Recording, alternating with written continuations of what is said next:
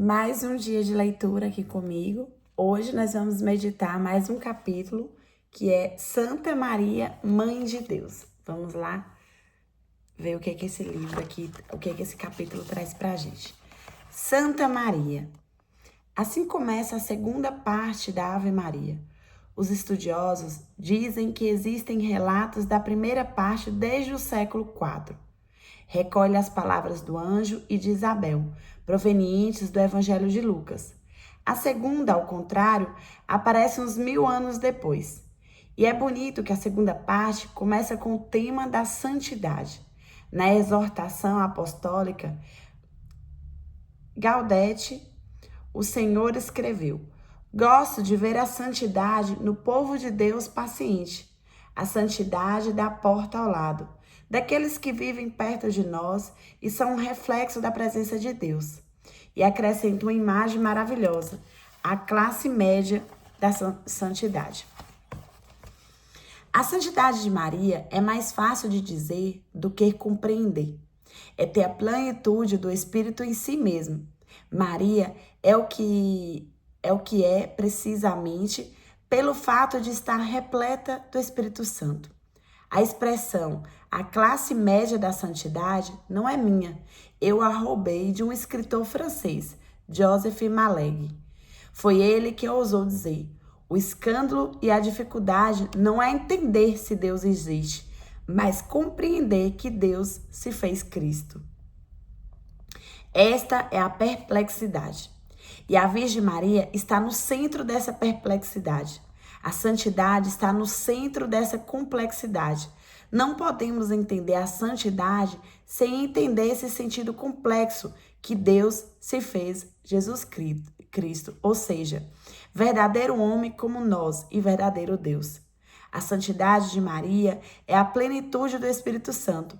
E a nossa santidade é deixar que Deus se faça Cristo em nós, nas pequenas coisas de cada dia. Quis citar na exortação apostólica sobre a santidade de Gaudete um pequeno exemplo que me agrada muito. Uma senhora encontra uma amiga no mercado, começam a falar e, pouco a pouco, começa a murmurar e criticar. Mas essa mulher prometera para si mesma não falar mal de ninguém. Ela se dá conta a tempo e cessa de destruir a boa imagem dos outros. Eis um pequeno passo na direção da santidade, a santidade do dia a dia, da simplicidade, da classe média, como diria Malegue. Aí o padre fala: fico fascinado com o uso dos verbos no seu magistério destes anos. Não surpreender a Deus, mas deixar-se surpreender por Deus. Não encontrar Deus, mas deixar-se encontrar por Deus. Corrija-me se estiver errado. Quem sabe a santidade não é fazer as coisas para Deus, mas deixar que Deus faça as coisas para mim. Achei linda essa parte. Quem sabe, mas deixar, não surpreender a Deus, mas deixar-se surpreender por Deus. Não encontrar Deus, mas deixar-se encontrar por Deus. Corrija-me se estiver errado. Quem sabe a santidade não é fazer as coisas para Deus, mas deixar que Deus faça as coisas para mim. Eu vou abrir um parênteses aqui para falar uma coisa para vocês, porque eu gostei desse pedaço. Às vezes eu tenho uma sensação que eu tô fazendo tantas coisas, tantos projetos que vêm em meu coração, e aí já vem uma força muito grande dentro de mim para executar, que eu falo assim, na hora que termino de executar, eu tenho uma sensação que eu nem senti fazendo. Aí eu falo, meu Deus do céu, foi o Espírito Santo que fez. Porque, assim, são tarefas que, ao meu ver, pareciam difíceis. Mas eu fui lá e fiz sem sentir dor, sem sentir cansaço. Aparecem pessoas no meu caminho, né? E aí eu falo assim, meu Deus, você me usou. Eu sinto ser usada. Só por isso que eu gostei. Mas enfim, né? Quem sabe a santidade não é fazer as coisas para Deus, mas deixar que Deus faça as coisas para mim. Achei bonito. Continuando. Mas que preencher-se é esvaziar-se. Permitir que Deus passe. Na realidade, Me custa aceitar que Deus insiste em amar alguém como eu. Fico envergonhado com sua predileção por mim. É como se me dissesse: você é um pecador e tenho que salvar você o quanto antes. Custa-me aceitar que Deus, disfarçado por detrás das pessoas, faça alguma coisa por mim, porque isso me faz sentir fraco, necessitado. Que coisa linda, né, gente? Aí o Papa comenta: é assim mesmo, é deixar que Deus age em nós, por meio de nós. A santidade é deixar Deus agir. Não devemos esquecer que um dos inimigos da santidade é o espírito pelagiano, ou seja, a insistência sobre a vontade humana e não sobre a graça. Deixe que eu mesmo faço, deixe comigo, eu. É Deus quem realiza tudo. Deus está sempre primeiro. No livro do profeta Jeremias, de fato, o Senhor, para falar de sua intervenção em favor do povo, usa a imagem do ramo de amendoeira. Está em Jeremias 1, de 11 a 12. Por quê? Porque floresce primeiro, é a primavera. O Senhor se antecipa sempre. Sua ação sempre nos antecipa. Uma maneira poética de descrever Deus que me vem à mente é por meio de um diálogo entre o carvalho e a amendoeira. O carvalho perguntou à amendoeira: fale-me sobre Deus. E a amendoeira floresceu. Que lindo, gente. Aí o padre comenta: a resposta é a floração. É uma resposta ligada à beleza. A beleza de um quadro, de uma paisagem, de um encontro. Quanto influencia a beleza do encontro com Cristo, Papa Francisco? Ele responde: é importante. O anjo não diz a Maria: tu és plena de razão, és inteligente, és cheia de virtude, és uma mulher extremamente bondosa. Não. Ele diz, né? És cheia de graça, ou seja, de gratuidade, de beleza. Graça, gratuidade. Olha que sentido, né? Nossa Senhora é bela por excelência. A beleza é uma das dimensões humanas em que, em geral, descuidamos. Falamos da verdade, da bondade e deixamos de lado a beleza. No entanto, ela é tão importante quanto as outras. É importante encontrar Deus na beleza. O padre comenta: é belo sermos garimpeiros da beleza. Vem à minha mente que cada vez que vejo a minha mãe ligar a máquina de lavar roupas, enquanto lava a minha roupa suja, penso que se um dia minha mãe se tornar santa, é porque lavou roupas com um sorriso. E me vem na mente também os versos de um poetista búlgara que ligo imediatamente ao tema da santidade. Nenhum medo de que me pisem. Quando espezinhada, a erva se transforma em caminho. Beleza é Maria que nos mostra como deixar-se pisar e, quem sabe, também ser provocado por gente que se considera inteligente. Aí o Papa responde: Maria espezinhada, sim. Aí o padre: pensemos nos pintores populares de rua. As pessoas caminham sobre as suas imagens de Nossa Senhora e eles continuam pintando. Aí o Papa: Maria foi espezinhada, mal falada também durante a sua vida. Imagina os comentários lá no Calvário. Olhe só, a mãe do criminoso, como terá educado. Nunca tinha pensado nisso. Vocês já pensaram nisso, gente? Será que Maria escutou isso? Aos pés lá da cruz? Forte, né? Aí o padre: espezinhada como as mães dos detentos fora do presídio, segundo aquela imagem terrível que o Senhor usa para falar da igreja. Aí o Papa: passei muitas vezes de ônibus diante do presídio de Vila Devoto, em Buenos Aires. Havia uma fila de mães e todas olhavam para essas mulheres, prontas para entrar e visitar um filho.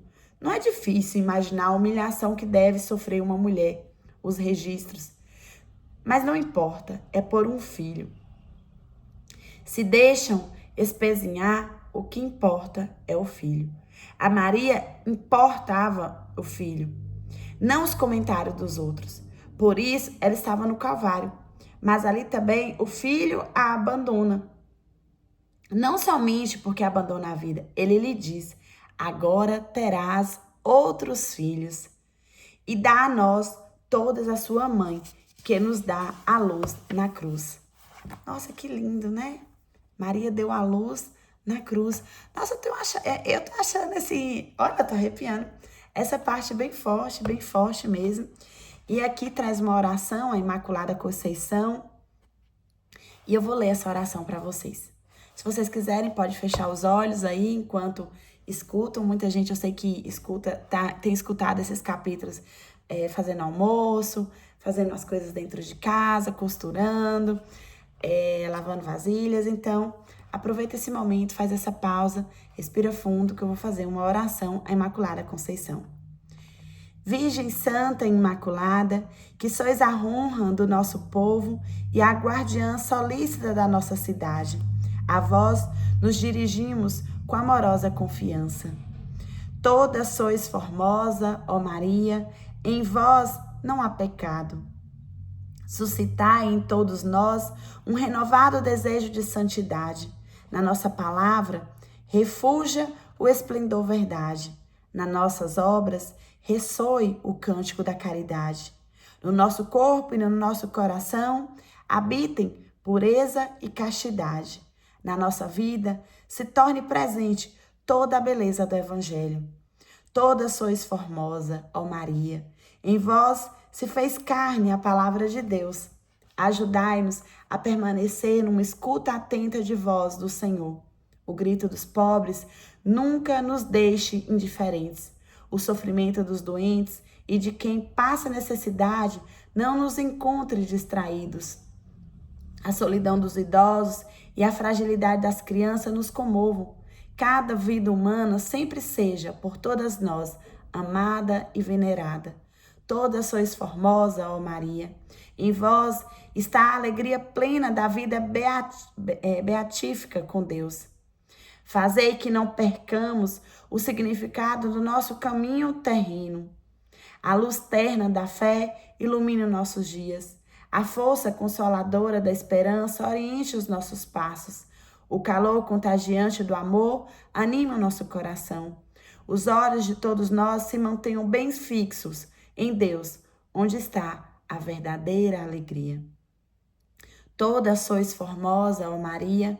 Ouve a nossa oração, atendei a nossa súplica, esteja em nós a beleza do amor misericordioso de Deus em Jesus.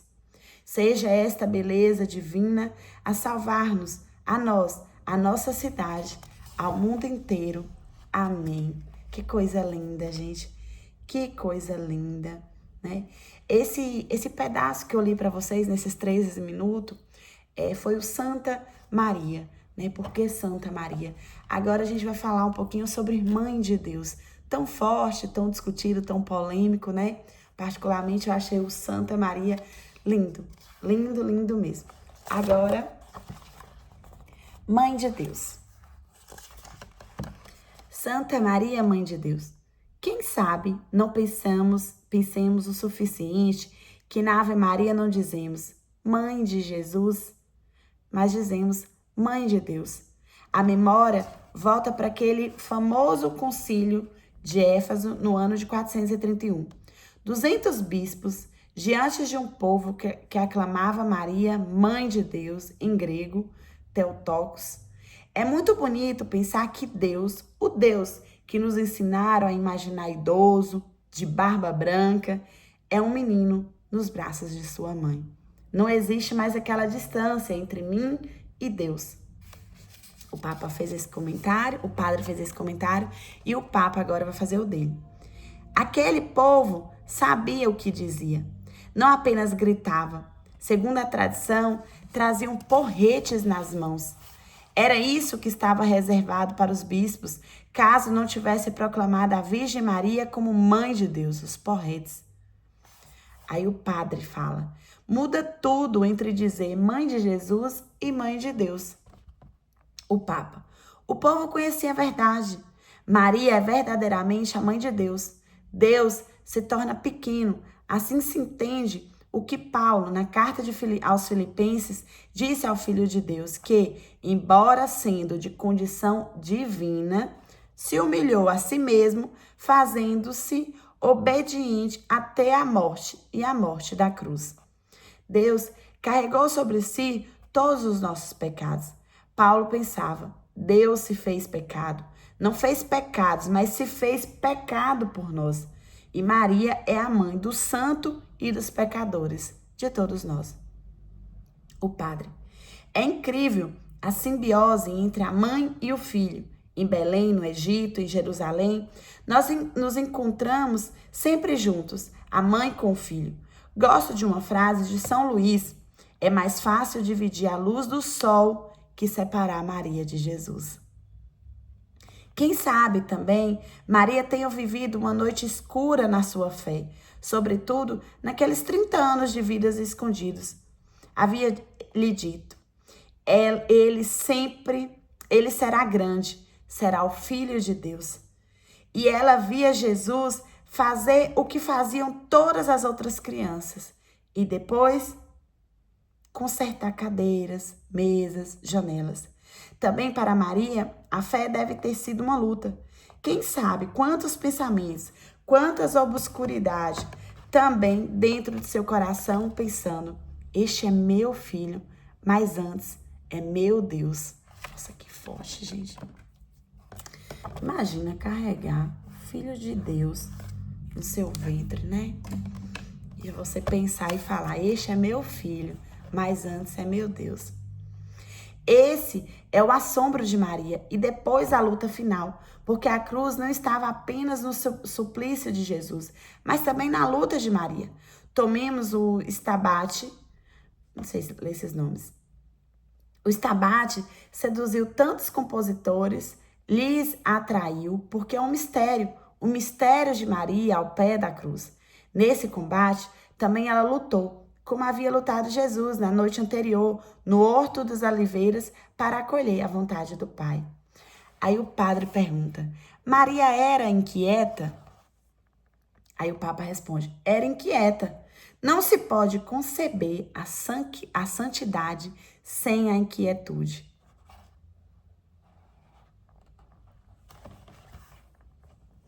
Aí o padre, uma inquietude que na vida de Maria está estreitamente ligada à figura de José, que apesar disso não é citado na Ave Maria.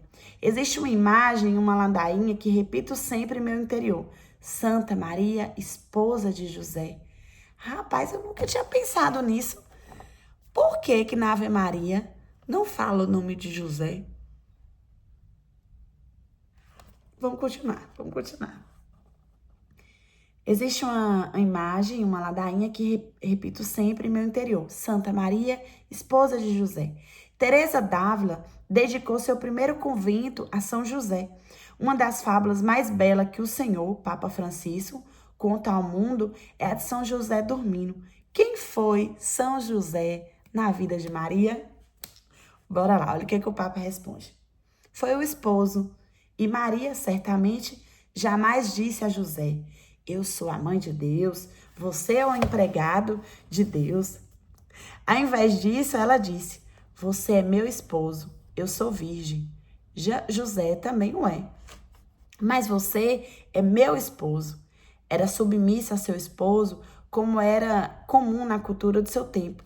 Ela lhe preparava as refeições, conversava com ele, juntos falavam sobre o filho, partilhava a angústia quando, aos 12 anos, ficou em Jerusalém.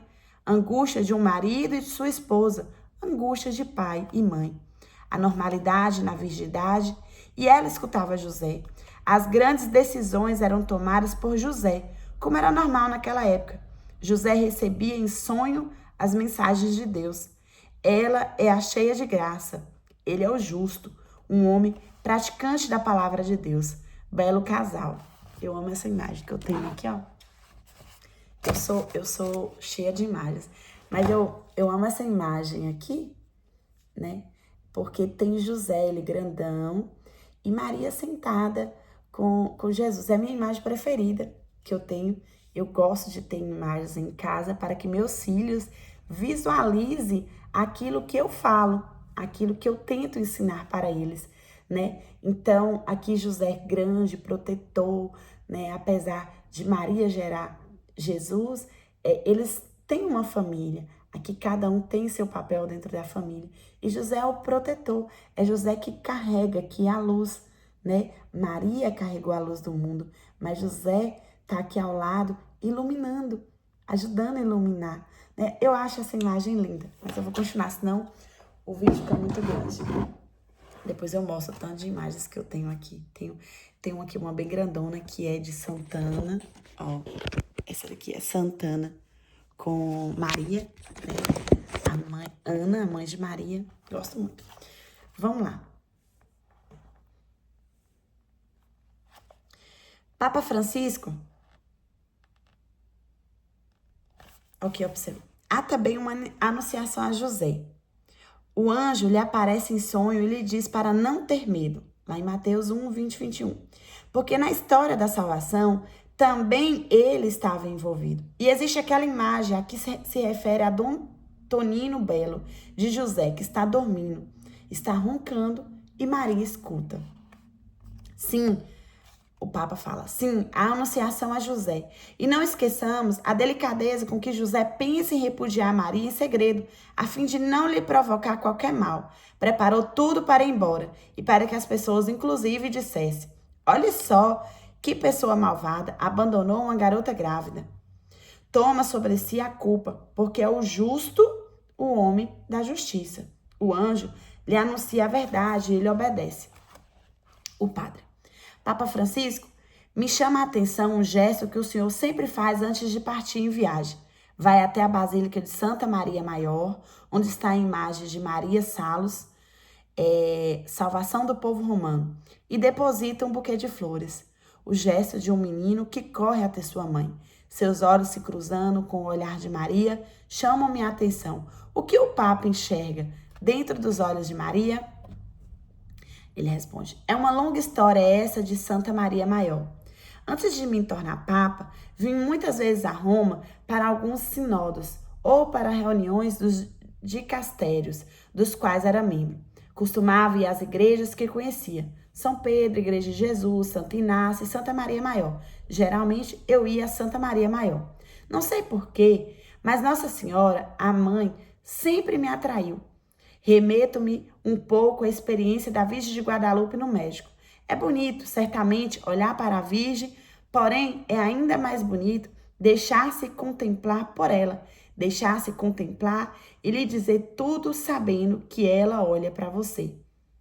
Há um poeta argentino, um santo sacerdote e poeta, Padre Amélio Luiz Calori, muito ligado a Nossa Senhora, falecida há muitos anos, que, deixando-se contemplar pela Virgem Maria, se sente pecador e pede ajuda à poesia. Disse que mudará de vida, mas acaba assim.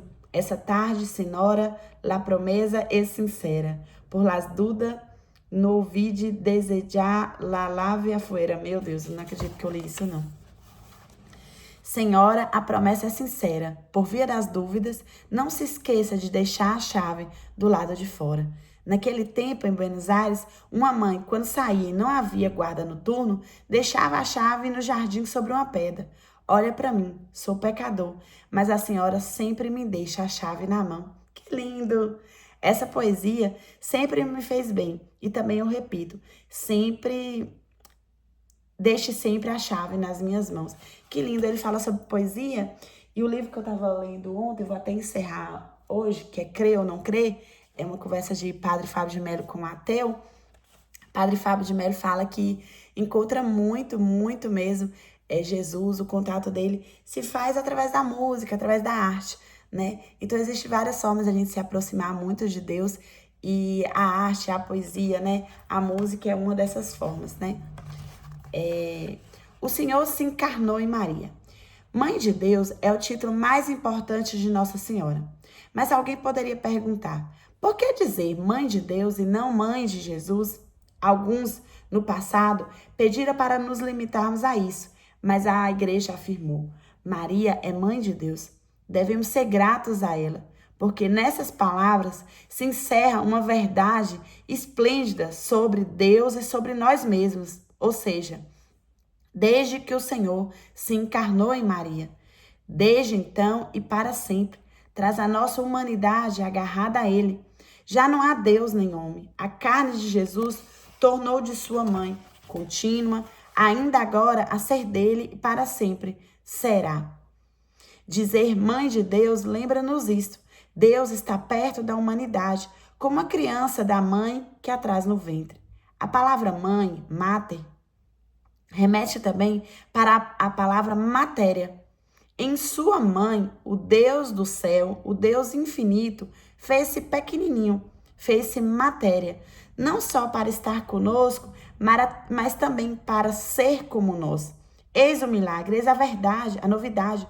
O homem já não está sozinho, nunca mais será órfão, é para sempre filho.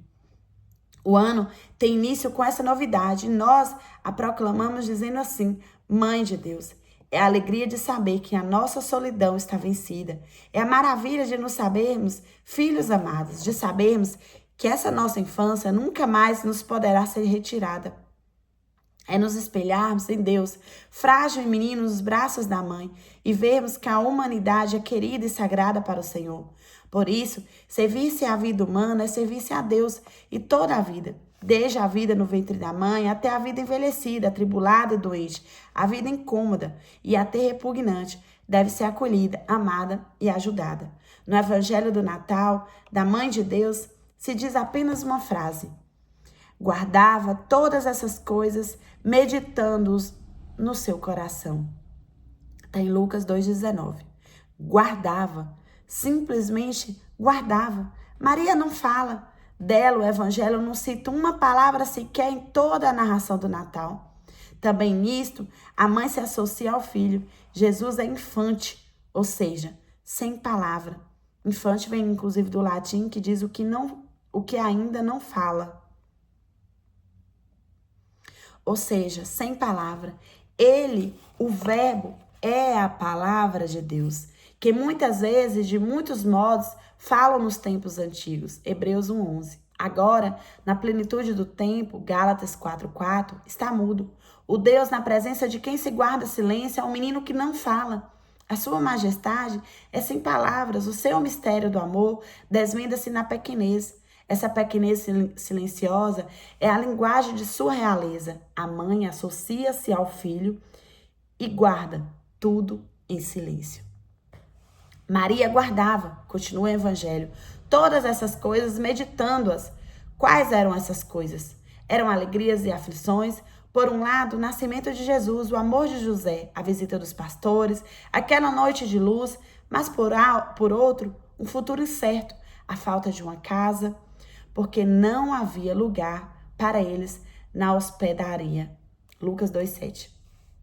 O desconsolo de ver a porta se fechar para eles, a desilusão por fazer Jesus nascer no curral, esperanças e angústias, luzes e trevas, todas essas coisas povoavam o coração de Maria. E que fez ela? Meditou-as, isto é, repassou-as como Deus no coração. Nada conservou para si, nada encerrou na solidão, nem submergiu na amargura. Tudo levou a Deus. Foi assim que ela guardou. Entregando, nós nos guardamos. Não deixamos a vida à mercê do medo, do desânimo ou da superstição. Não se fechando, nem procurando esquecer, mas dialogando tudo com Deus. E Deus, que se preocupa com nós, conosco, vem habitar na nossa vida. Eis aqui os segredos da Mãe de Deus. Guardar no silêncio e levar a Deus. Qual é o segredo? Guardar no silêncio e levar a Deus. Isso realizava-se. Concluiu-se o Evangelho no seu coração. O coração convida a pôr os olhos no centro da pessoa, dos afetos, da vida. Também nós, cristãos em caminho, no princípio do ano, sentimos a necessidade de recomeçar no centro, deixar para trás os pesos do passado e partir do que é importante. Hoje temos diante de nós o ponto de partida, a Mãe de Deus. Pois Maria é como Deus nos quer, como quer a sua igreja, mãe terna, humilde, pobre de coisas e rica de amor, livre do pecado, unidas a Jesus, que guarda Deus no coração e o próximo na vida. Para recomeçar, ponhamos os olhos na mãe, no seu coração. Bate o coração da igreja. Para avançar, é preciso recuar, recomeçar do presépio, da mãe que tem Deus nos braços. A devoção a Maria não é uma etiqueta espiritual, mas uma exigência da vida cristã. Olhando para a mãe, somos encorajados a deixar tantos pesos inúteis e reencontrar aquilo que importa. O dom da mãe, o dom de cada mãe e cada mulher é tão precioso para a igreja, que é a mãe e mulher. E enquanto o homem muitas vezes abstrai, afirma e impõe ideias, a mulher, a mãe, sabe guardar, fazer a ligação no coração, vivificar. Porque a fé não se pode reduzir apenas à ideia ou à doutrina. Precisamos todos de um coração de mãe que saiba guardar a ternura de Deus e ouvir as palpitações do homem. Que a mãe, autógrafo de Deus sobre a humanidade, guarde este ano e leve a paz de seu filho aos corações, aos nossos corações e ao mundo inteiro. E, como filhos dela, convido-vos a saudá-las hoje, simplesmente com a saudação que o cristão de Éfeso pronunciava diante dos seus bispos. Santa Mãe de Deus. Com todo o coração, digamos 3 vezes, todos juntos, fixando-se, voltando para a sua imagem posta ao lado do altar. Santa Mãe de Deus. Que lindo, gente. Meia hora aqui. Eu achei que daria para ler os 2 capítulos, né? Rogai por nós pecadores, mas não vou ler porque já tem 30 minutos e eu preciso fazer outras coisas. E eu gosto de ler com calma. Este livro não é um romance, não é um livro que dá para você ler de todo jeito, mas nós estamos terminando, bem pouquinho mesmo, nós já lemos bastante. É um livro perfeito, não é, gente? Fala sério, uma linguagem simples que nos convida a olhar no dia a dia. Hoje eu trouxe para vocês um pouquinho aqui dessa minha imagem. Eu gosto desse daqui também, que é bem antigo. É um anjinho que é bem antigo, aqueles quadrinhos de antigamente que não tem hoje. Aqui também eu tenho, esse aqui é de minha filha, ela ganhou da bisavó dela. O Divino Pai Eterno, que inclusive esse ano eu vou levar um grupo para conhecer, visitar o Divino Pai Eterno. Eu tenho outras imagens, e tem aquela que eu mostrei para vocês, de Maria com Ana, né? Ana com Maria, né?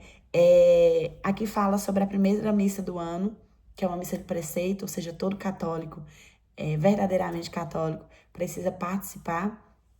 E a primeira missa do ano é dedicada a Maria. Olha que coisa linda. Porque a gente reconhece que é uma igreja que tem mãe, nós não somos órfãos de mãe. E quem é órfão de mãe, quem não tem o amor de uma mãe, sabe a falta que isso faz. Então, saber que a gente tem uma mãe para a gente chamar de mãe, isso traz um conforto para nossos corações. E é uma mulher que nos ensina o tempo todo o poder do silêncio, né? O quanto que o silêncio ele é poderoso. E eu sou muito conversadeira, faladeira. E às vezes quando eu tô muito acelerada, eu fico tentando lembrar de Maria. Eu tenho aquelas dúvidas de mãe. E eu falo assim, meu Deus, como é que Maria fez com Jesus? Eu me pego pensando nisso o tempo todo, gente. O tempo todo, quando meus meninos estão naquela pirraça. Quando eu saio do esperado e também fico com raiva, fico querendo resolver tudo ali, botar de castigo, bater, enfim, aquela raiva de mãe sobe, eu fico imaginando como Maria foi com Jesus. Então, Maria é nosso maior exemplo de mulher, de mãe, de filha, de esposa. Maria é um completo, é um ser completo. É por isso que a gente tem, assim, a orgulho de falar Maria, mãe de Deus, porque foi escolhida por Deus, né? Gerou o Filho de Deus. Hoje eu tenho a honra também de ter um filho que carrega o nome do pai e do avô, né? Meu filho chama José Humberto de Castro Neto. Meu marido é filho. Então, meu sogro era o pai. Então, se um filho ali, ele carrega o nome, carrega o sangue do pai. E Jesus, ele era filho de Deus. Ele era filho de Deus. Ele era o próprio filho de Deus. Ali o verbo se fez carne. Então é isso. Beijo e até amanhã.